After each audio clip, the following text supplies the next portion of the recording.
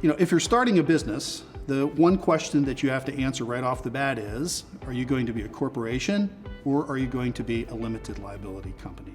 Corporations have been around longer and they're a little bit more formal in the paperwork that you have to put together and probably a little bit more expensive to form up front. Limited liability companies have been around less a period of time than corporations. They're more simple to put together and less expensive to put together.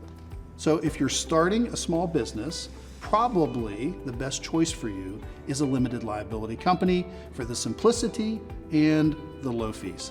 I've been asked many times in the past by business owners, I want to form an S corporation.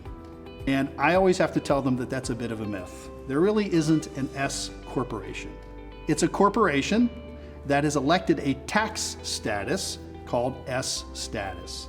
So it's not a type of corporation, it's a tax status that you elect. You can have an S status with a corporation and you can have an S status with a limited liability company. It's just a tax choice that you make for your business. It's not a type of corporation.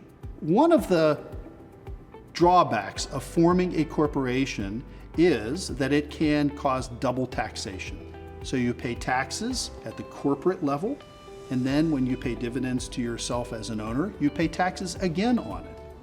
One way of getting out of that double taxation problem is by filing an S election for your business. That means that there's no taxation at the corporation's level, and all of the business's earnings are taxed at your own individual rate.